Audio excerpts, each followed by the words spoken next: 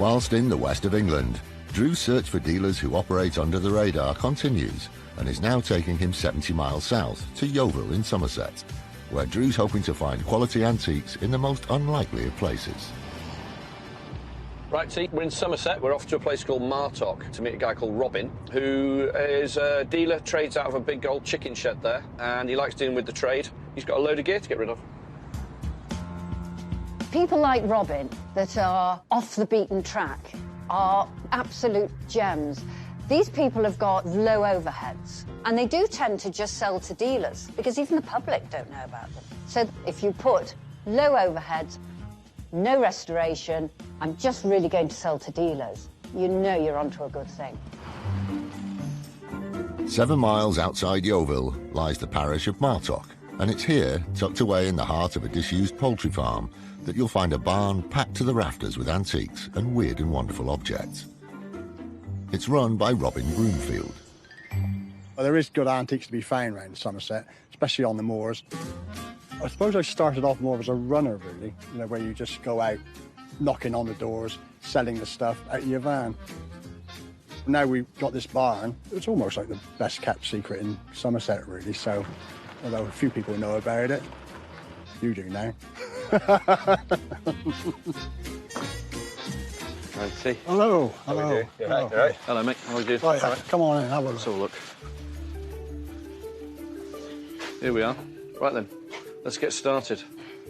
How long have you been here? 4 years now, I would say. I haven't really timed it. I like the fish. It's nice, isn't it? Yeah, yeah. What on earth? I know.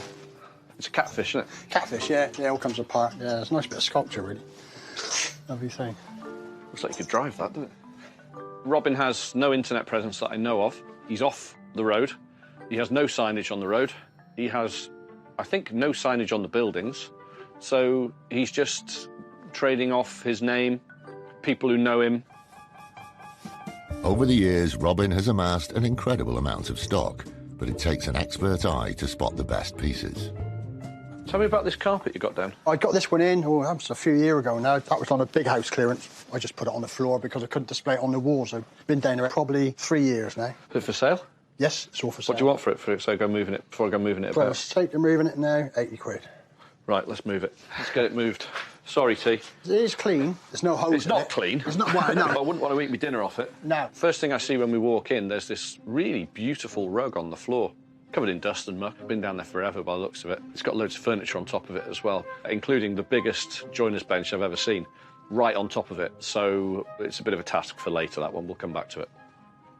So what got you into the antiques trade then? Well, I broke my teeth on, I suppose, when I was a kid, you know, like walking around the old houses around Yeovil.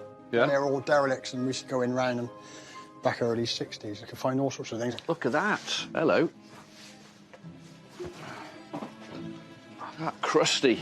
Yeah, but I love those old chairs. I have to salvage them all the time. I can't let them That's go. North Walian.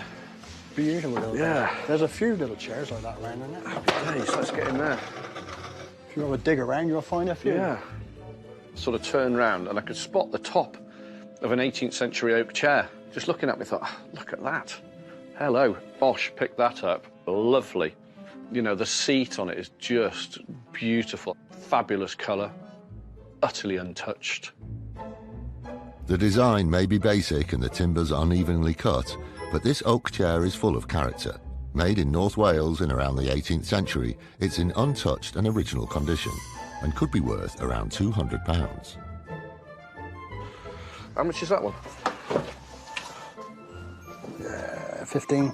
Really? Sold. There you go. What a little diamond that, isn't it? It's lovely. What a beauty. It's just wonderful. The cheapest one I've ever bought, I think, was £25, and it wasn't a patch on that one. That was a little gem. Know what he paid for it, but if he's happy with 15 quid, I'm going to give it to him, but I'm certainly not going to knock him on his prices. And it would be wrong of me to say to him that they're too cheap. That is not my business. You say you got more of those lying around? Well, they're all different styles, but there's a lot of, like, hard seat ones in here. There's another one here. Look at that little gem. Look at that, 18th century West Country chair. How much is that one? Same price. £15? Yep. You're having a laugh. Yep. Thank you very much. You happy with that? I am. Happy days, we'll have it. Having found 2 antique chairs at the bargain price of £15 each, it isn't long before Drew finds a third. A little bit of country. Yep. That's a 19th century one. But it's got some wonderful wear on it. Look at that. That colour as well. Oh, what? I have to salvage these all the time. I see them and I have to have them. How much are you going to take now? Same again. Really? Same again. Mate, Yeah. if you're happy, I'll take I it all am. day long. Yeah. You're welcome. Thank you very much. Just wonderful, untouched things for no money. And it's lovely, but imagine the guy that made that in a barn somewhere by candlelight, by hand. You know, that's 200 years ago. The chairs alone have made the trip worthwhile, but with prices as low as this, there's plenty of rummaging to be done yet. Where'd you get this from? Same place as I got the bench. Nice thing. Lovely, the stitching on that. Can we just quickly open it up? It's a wall hanging. Yeah, I know, but they use it as a carpet, somebody had, and it's a lovely wall hanging, and so... Where would you put that? There's a wall hanging, rug, tapestry, throw, whatever you want to call it. I think it's a wall hanging. It's got the little mirrors in it. Indian in origin, I would say. Great colour, fantastic size, nice condition, fine. How much is that? He's a bit dearer, this is 150. Yeah, we'll have that, thank you. That's steel. Marvellous, lovely thing. We'll have it cleaned, put it on the shop wall, and that will double its money. Can we have a look outside? See Yeah. if there's anything out there. And your garden stuff, I'm always after garden bits and bobs. Little bits and Oh, pieces. it's bright in here. Oh, hello, what about that? This pot here, This is beautiful. stunning little piece. Beautiful little thing, this is. The setting here is not so good as it was. It's not- Where it came from, it was like lovely Yeah, setting. it's not been shown off to its maximum. No. Nothing is round here. For all the world, it looks like composition stone in some ways, but I think it's carved. Now, that makes a massive difference. The way that that's chipped around the edge, that's the way stone chips, not how cement chips. It's got an even colour throughout, and the hole to the base is off-centre, and the interior looks like it's hand-finished. Made in England in the early 20th century, this octagonal sandstone planter features excellent scale and form, which makes it ideal for use as a centrepiece. It could be worth around £400. 40 quid. 40 quid? Yeah, You're having a laugh. No, I paid some good money for that, but it's like, I like the look of it and like the colour of it. It's only a concrete bit. You sure? Yep. I don't know, you know. You can pay me a bit more if you like.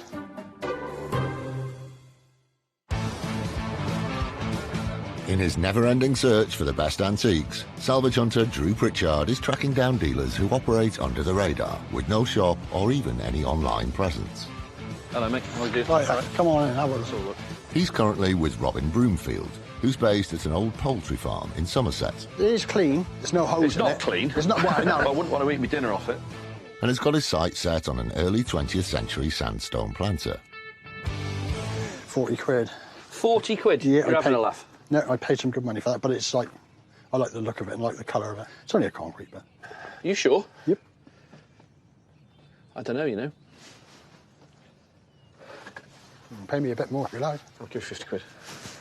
Merci beaucoup. As a composition stone pot, it's worth 200 quid. Carved stone pot, 800 quid. So, whatever way, we're in good shape with that one.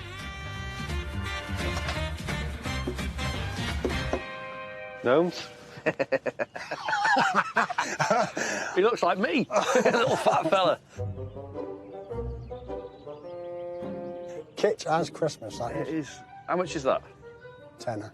That's the first expensive thing you've quoted I me. know. I know. I'll give you a tenner for it because it There makes you me go. giggle. Yeah, well, we're on It's the road so now, bad. so I don't want to. Let's go for it. Love it. Look at his little fat bum. Look.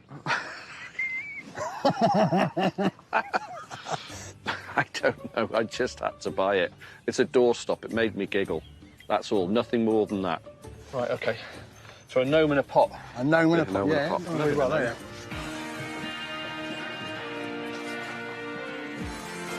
Having picked his way through Robin's huge collection, Drew's keen to check out the rug that he spotted earlier. It's huge. 2, 3, 1. The only problem is that it's buried under a mountain of furniture. Oh, You're clear. fantastic. 80 quid. Yep. Sold. Bargain. He's never got it out. Yeah. Where'd you get it from? House over Frampton, near your Big, daughter's. big house, obviously. Big, very big house. Very yeah. big house. It was a big coach house, and it had 40 bedrooms. Yeah, nice. Exactly what we're looking for again. Bit of class, bit of style, lovely. There's hardly any fading to it. The edge is a little bit tatty. Apart from that, you've got a fabulous carpet. It's lovely, isn't it? We just restored it. It's 80 quid, it's very pretty.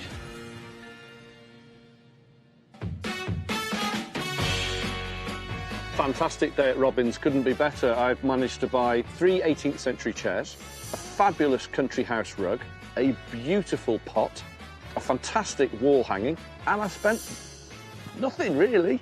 He's happy, I'm over the moon. If only I could buy antiques at this sort of price every day of the week. That's what I'm all about, really, is keeping my prices down. I like to see people go away with a good bargain, and they come back and buy time after time, so happy days. Sorted. Yeah, lovely. Thank you for today. Brilliant. See you again. Lovely, Cheers. pleasure. Thanks, mate. And you. Take care. See you later. Sorry, boy. Drew and T are heading back to base with the spoils of a very successful trip. Been to see a guy called Robin who does house clearances. We've got this little gem. Oh yeah, we got this little gem first. Little gem. I love that. That's very little. It is, yeah. I fell in love with him. Oh, here we go. Oh, look. Grumpy. Yeah.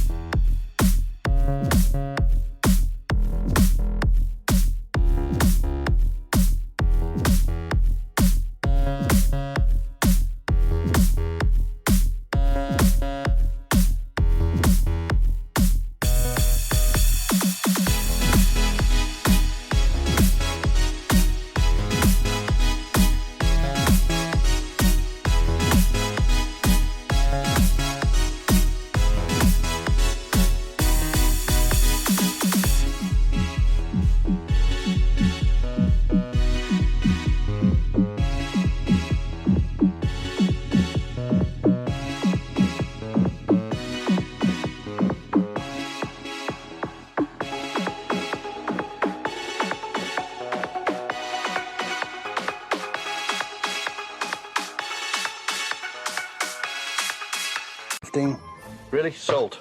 There you go. What a little diamond that, isn't it? It's lovely. What a beauty. It's just wonderful. The cheapest one I've ever bought, I think, was £25, and it wasn't a patch on that one. That was a little gem. Know what he paid for it, but if he's happy with 15 quid, I'm going to give it to him, but I'm certainly not going to knock him on his prices. And it would be wrong of me to say to him that they're too cheap. That is not my business. You say you got more of those lying around? Well, they're all different styles, but there's a lot of like hard sequins in here. There's another one here. Look at that little gem. Look at that, 18th century West Country chair. How much is that one? Same price. £15? Yep. You're having a laugh. Yep. Thank you very much. You happy with that? I am. Happy days, we'll have it. Having found 2 antique chairs at the bargain price of £15 each, it isn't long before Drew finds a third. A little bit of country. Yep. That's a 19th century one. But it's got some wonderful wear on it. Look at that. That colour as well. Oh, what? I have to salvage these all the time. I see them and I have to have them. How much are you going to take now? Same again. Really? Same again. Mate, Yep. if you're happy, I'll take it all day long. Yeah. You're welcome. Thank you very much. Just wonderful, untouched things for no money. And it's lovely, but imagine the guy that made that in a barn somewhere, by candlelight, by hand. You know, that's 200 years ago. The chairs alone have made the trip worthwhile, but with prices as low as this, there's plenty of rummaging to be done yet. Where'd you get this from?